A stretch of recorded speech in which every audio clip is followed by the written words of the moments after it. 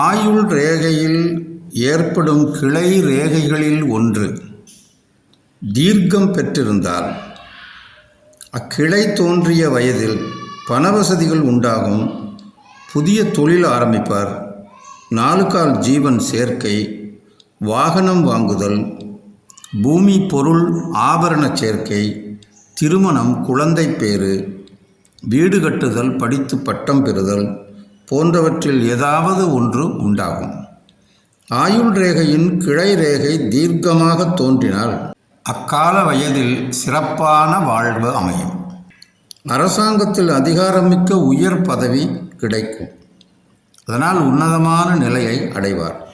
ஆயுள் ரேகையின் கிளை ஒன்று சனிமேட்டை அடைந்தால் அவர் ஜோதிடம், ஆருடம், போதகர், பூசாரி, குறிசொல்லும், கோடாங்கி போன்ற வேலை செய்வார்.